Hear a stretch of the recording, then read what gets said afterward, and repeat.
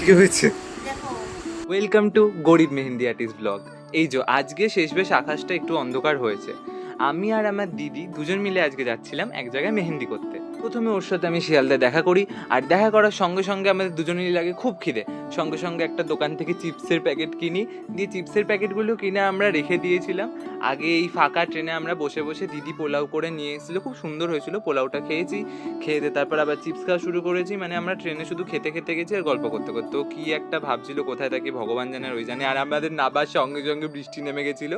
আমরা গেছিলাম আজকে হৃদয়পুর, মানে মনের পুর, মানে কি আর বলবো। যাই হোক, যার পাতে দেখো মিষ্টি গরুটার সাথে দেখা হয়েছিল। আর দেখো এই যে আমি গিয়ে মেহেন্দি করা স্টার্টও করে দিয়েছিলাম, কমপ্লিট হয়ে গেছিলো। দেখো এই মিষ্টি বোনটার বাড়িতে আজকে মেহেন্দি করতে গেছিলাম। আমার দিদিও মেহেন্দি করছিল, তারপর আমাদের খেতে দিয়েছিল, বেশ ভালো খাবার দাবার ছিল। শেষ পাতের খাবারের ভিডিও করতে আমি ভুলে গেছিলাম। এই পিছনের দিকের হাতের মেহেন্দি করছি। আর তারপরেই সেই ডিজাস্টারটা হয়, যেটা তোমরা শুরুতে দেখলে। অ্যাকচুয়ালি ডিজাস্টার না, এটা হয়েই থাকে, অনেকভাবেই ভুলভাবে ঘেটে যায় মাঝে মধ্যে, বাট তাতে রাগার কিছু হয় না। আমরা ঠিক করে দিই, মোটামুটি যতটা পারি চেষ্টা করি ঠিক করে দেওয়ার, কারণ অলরেডি কালার বসে যায়, তারপরে ঠিক করা যায় না। যাই হোক, টাটা, আজকের জন্য এইটুকুনি। পরের দিন আবার দেখা হবে।